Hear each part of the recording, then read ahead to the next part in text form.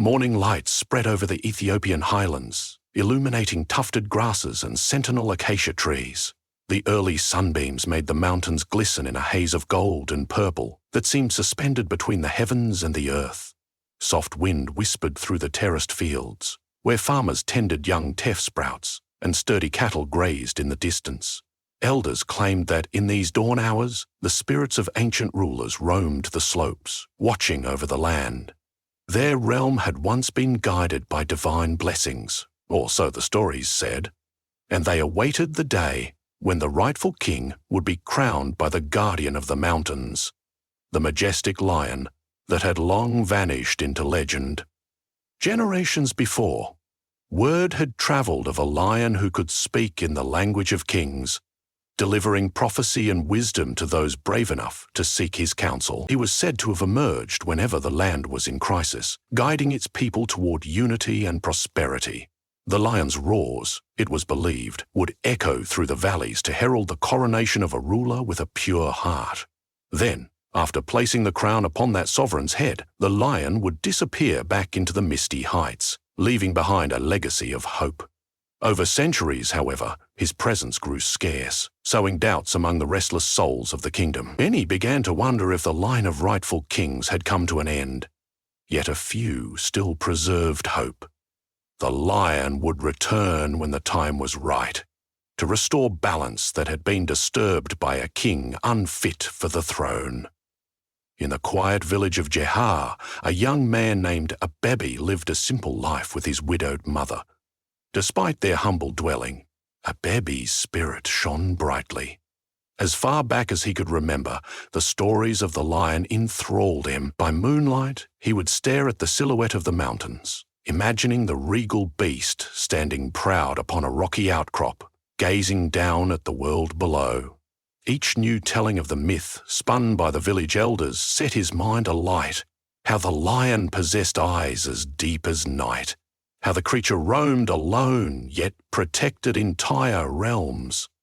Abebi's gentle heart and abiding curiosity led the villagers to nickname him the Dreamer, for he seemed forever lost in the realm of legend. Beyond Jahar, in a sprawling palace in the old city, reigned a king named Hagane. No longer young, but not yet ancient, Hagane's grip on power was heavy upon his subjects. Whispers claimed he was not of the true royal bloodline, that the rightful heir had vanished long ago. Under Hagane's rule, taxes increased, discontent grew, and farmland withered in neglect. The old king relished his wealth, retreating to grand feasts or commissioning the forging of new swords, while ignoring the pleas of the hungry. Elders confided that nature itself might rise against Hagane if his tyranny continued, yet the king's watchful guards quelled any sign of rebellion. He governed with distrust and cruelty, his stern laws meant to secure his fragile claim to the throne. Abebe's mother once told him that their lineage could be traced to a lost prince. He scoffed at the idea as a child, but the tales wove threads of pride through his heart. She insisted that the lion's legend had special significance for their family. Perhaps a child of their line would meet the majestic guardian, forging a bond that would renew peace. When Abebe came of age, he found his heart increasingly burdened by the kingdom's despair. He spent many nights listening to travelling merchants share rumours of the wretched state of the realm under Hagane. Pity, anger, and a faint spark of hope brewed within him. He was but a humble villager, yet the stirrings in his soul pressed him to seek out the ancient lion of the mountains. One evening, Abe gathered the courage to confide in his mother. Quietly, she encouraged him. "My son, if your calling is true, then the lion awaits. You must journey to the slopes where wise men say the heavens brush the earth. Do not fear. Faith and courage will light your path." With her blessing, Abebi set out at dawn, clutching only a small bundle of provisions, a walking staff, and a slender golden pendant, an heirloom said to have belonged to a forgotten prince generations ago. It was etched with the delicate symbol of a lion. Whether the artifact possessed any real power, Abebi did not know, but it fueled the faint hope in his heart. He travelled across rolling hills and fertile fields, Meeting farmers frustrated by the king's punishing taxes, he learned of unpaved roads that once brimmed with caravan trade, now empty due to Hagani's high levies on merchants. In every hamlet, voices rang with bitterness. "Let the lion return," some said, "for the lion is our last chance." A baby carried these woes in his soul, determined to find answers in the high mountains. Along the way, a blind minstrel recited an ancient verse. "When tyranny corrodes the land, the lion shall roar. When hope lies asleep, the lion shall open the door." Abe's body tired from the journey, each word of prophecy ignited fresh resolve in him. Reaching the foothills, he gazed upward at the looming peaks. Clouds circled the jagged ridges like swirling guardians. In a small mountainside monastery, monks shared fabled manuscripts about the lion's visits. One dusty scroll told of the creature's unstoppable power in battle and its gentle spirit in peacetime. The scripts proclaimed that the lion was the embodiment of divine will in the realm, awakened only by the presence of a soul worthy of ascension. One silver-held monk challenged Abibi's sincerity. "What compels you to seek the lion?" Abibi confided his mother's stories and the heartbreak of the suffering people. The monk nodded gravely before handing him a small clay jar containing holy water from a nearby spring. "Should you meet the lion, anoint your brow with this water. If you are worthy, he will know." As Abeb ventured higher, rocky paths gave way to narrow ledges, and the air grew thin and sharp. The wind lashed his face, sending loose stones tumbling down sheer cliffs. Eagles soared overhead, screeching as if in warning or perhaps in welcome. Days drifted into nights lit by frigid starlight. Leaping into his bones came the stark reality that he was truly alone on this quest. It was only him, the mountains, and the faint embers of his faith. Yet the memories of a kingdom in need spurred him on. Finally, while climbing a steep slope, he spotted a cavern's dark mouth hidden behind a cluster of thorny shrubs. With trembling limbs he approached the cavern. The wind hissed through the narrow inlet, dust swirling about. Inside was darkness, lit only by occasional slivers of daylight breach. He braced himself. "Mighty guardian," he whispered, recalling the legends, "if you are here, I come in peace." As the silence drummed in his ears, Abibi considered turning back, but then a low growl rumbled from deeper within. Candle-like reflections glimmered in the darkness. Slowly, a massive shape strode forward, and Abibi realized he was indeed face to face with a lion whose mane bristled like spun gold. Those eyes, deep as midnight, sized him up.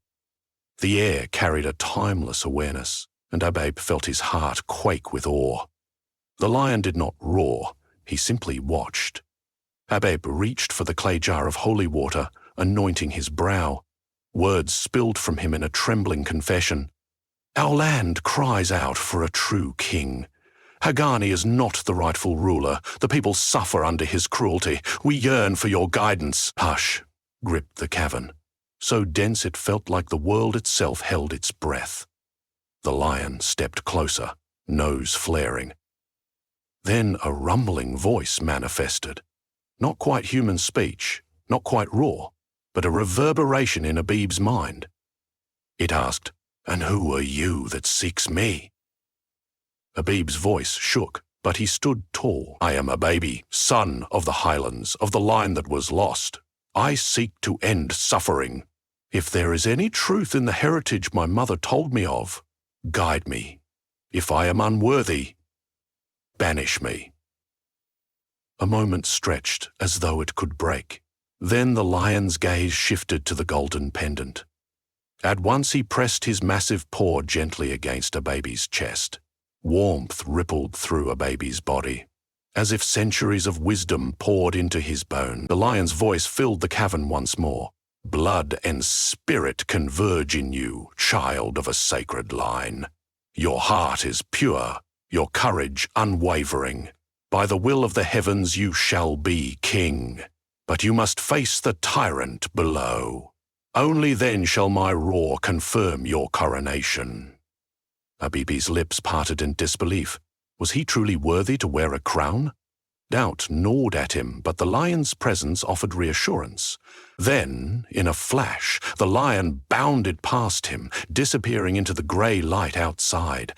A faint echo, "Return to your people," lingered in the cavern. Stunned, Abebe stumbled from the cave, heart pounding. For a time, he simply stood at the rocky entrance, letting the wind whip his hair. Slowly, a sense of responsibility blossomed in him. If the lion's words were true, then he could not turn back. The people of Ethiopia were in urgent need of a ruler who would protect them. So it was that Abebe descended the craggy slopes with renewed vigor, forging a plan in his mind. He would gather allies from among the suffering villagers. If the Lion of Prophecy had chosen him, then he must stand against Hagani. With every step downward, the vast stretch of land below looked more and more like a tapestry of sorrow waiting to be mended. Word travelled quickly that a challenger inspired by the ancient lion was calling for a gathering at the foot of the mountains. Leaders of small villages came cautiously, some armed with only pitchforks, others with battered swords. Elders, merchants, and farmers united in a ragtag camp. Most believed the prophecy, but skepticism still lingered. They needed more than words to risk defying Hagani's established might. Abebe stood before them, anxious but resolute. He told of his meeting with the lion, of how the guardian recognized a rightful heir. Some sneered in disbelief, but others caught glimmers of Abebe's authentic conviction. Ultimately, desperation overshadowed doubt. A last hope to end tyranny was more valuable than empty resignation. Hearing rumors of this insurrection, King Hagani dispatched his soldiers. Clad in polished breastplates, they advanced across the plains, carrying swords that glinted beneath an unforgiving sun. Their eyes betrayed fear beneath their stoicism, for even they had grown cynical of Hagani's rule. Despite their unease, duty compelled them to march. When Hagani joined the front lines, he rode in a chariot wreathed in battered golden filigree, a crown with false jewels perched on his brow. He sneered at the ragged crowd gathered behind Abebe.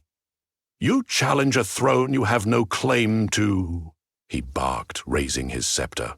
"Surrender or be cut down." Abebe's heart thundered as he stepped forward. He brandished no sword, only his staff and the golden pendant. "I do not claim this throne for greed," he said, voice steady. "I claim it because our people suffer under your cruelty. The guardian of the mountains recognizes the bloodline of the rightful king. If you have any reverence for this land and its legacy, step down." Hagani laughed, a harsh sound echoing across the field. His knights readied their weapons. In a thunderous drumbeat, battle erupted. Villagers clashed with soldiers, dust swirling in the chaos. Abebe did his best to defend those around him, disarming soldiers when he could, urging them to stop fighting. Yet the conflict raged on, though it was clear that the king's better-armed troop had the upper hand. Just when defeat seemed inevitable, an unearthly roar shook the battlefield. The clash of iron stilled as all turned to see an enormous shape poised upon a distant rock. Against the red hue of the setting sun stood the lion, its mane blazing like liquid fire. A second roar followed, deeper and more resonant, a sound that seemed to penetrate hearts and bones. Soldiers dropped their swords, trembling, while villagers fell to their knees.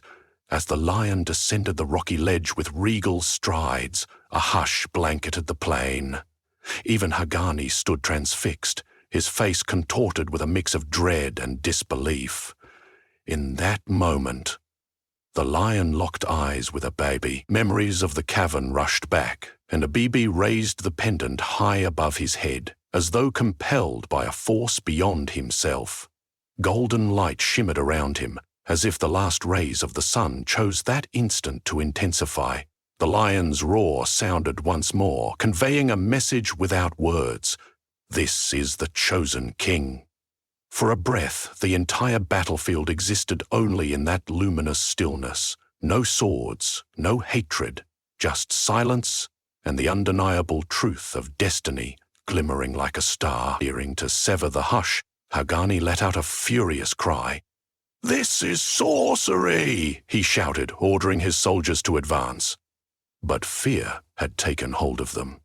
One by one, men bowed their heads.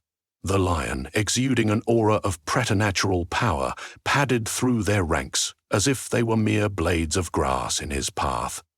No soldier dared lift a blade against him. When he reached Hagani's chariot, the deposed king trembled violently, stepping back in horror. The lion regarded him with a fierce glare before continuing forward, stopping at Abebe's side. Gently, he lifted his paw and touched Abebe's forehead, as though bestowing a blessing. A deep rumble rippled through the air, and Abebe knew the coronation had begun. In that resonant moment, the lion's eyes flicked to a point behind Abebe, and there stood a wise elder carrying a simple but ancient crown. Its metal was tarnished with the patina of countless years, but it held an understated grandeur. The elder's gnarled hands placed the crown upon Abebe's head, his voice quavering. "By the will of our ancestors, and the guardian who stands before us, you are our king." The onlookers, villagers and soldiers alike, slowly sank to their knees. Even the children in the crowd felt a strange calm envelop them. It was as though the very earth held its breath in relief, sensing the dawn of a new era. The lion roared once more, a note of triumph cresting over the hushed plain. Then, with regal bearing, he turned and walked away, disappearing into the twilight beyond the rocky outcropping. Though sadness flickered in Abeb's heart to watch him go, an unspoken promise lingered. The lion would always be watching, returning if the land ever lost its way again. For now the realm had its rightful king, and hope began to bloom. A hush settled after the lion's departure, and the crowd rose uncertainly. Abebe stood with the crown balanced on his brow, realizing that he was no longer Abebe the dreamer. He was Abebe, king of Ethiopia. Adrenaline mixed with humility coursed through him as he addressed the soldiers. "Return to the city.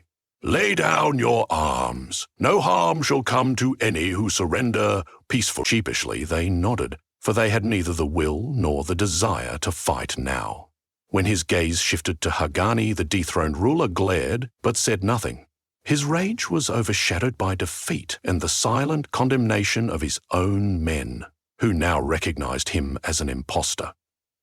Abambe ordered that Hagani be taken to the old palace in chains to stand a fair trial for his crimes. In the days that followed, a procession formed behind King Abambe as he traveled to the ancient capital. Families lined the dusty roads, chanting blessings and offering flowers. Some came forward with tears in their eyes, thanking him for giving them hope. Children danced around him, marveling at the new king who carried no sword, who did not ride in an extravagant chariot, but who walked among them hand in hand with the elders. When at last Abebe reached the royal court, he climbed the stone steps to the grand dais, pulse hammering in his ear. In the throne room, tapestries of past dynasties bore witness to his coronation ceremony, a tapestry of new beginnings woven into the old.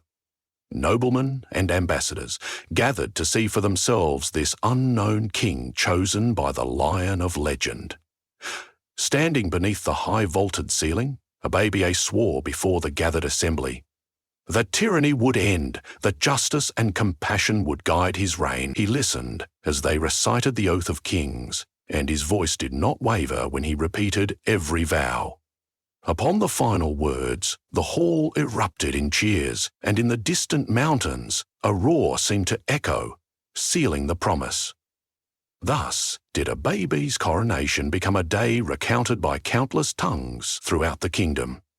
It signified the turning of an age, a chance to restore harmony between the people and the land. The new king's first acts involved cutting back oppressive taxes, distributing grain to famine-stricken villages, and encouraging trade routes to reopen. Hagani faced a tribunal of elders who allowed him a final statement of repentance before exiling him to a remote monastery where he could reflect on his misdeeds. These initial steps were only the beginning of rebuilding a fractured realm. Issues such as neglected infrastructure, poverty, and lingering distrust demanded continuous effort. Yet Abibi faced these challenges with unwavering determination, supported by the people's blossoming faith in their newly anointed leader. A year into his rule, Abibi found himself occasionally staring westward from the palace balcony, recalling the lion's last majestic strides into the twilight. He would wonder if the guardian watched from hidden crags. Sometimes he dared to hope that the sound of a distant roar was truly the lion, prowling along a high ridge. Nevertheless, even without direct guidance, Abebe walked steadily on the path of wise governance. He confronted injustice, fostered peace among feuding tribes, and ensured that each region of Ethiopia felt the renewing warmth of unity. Tales spread far and wide about this kind-hearted monarch who was crowned in the presence of an ancient guardian. Some evenings, Abebe wandered the palace corridors alone, lost in contemplation. He kept the golden pendant close to his heart. Under moonlight, he would see his reflection in the polished stone floors and be reminded he was chosen not by ambition, but by the will of something profoundly old and sacred. Whenever doubts assailed him, could one man truly mend a kingdom so bruised? He recalled the lion's gentle paw upon his chest, its warmth signaling acceptance, strength, and a promise that he was never truly alone. Thus did a kingdom awaken from a dark slumber, ushered into renewal by the descent of the lion and the ascension of a king with a humble soul.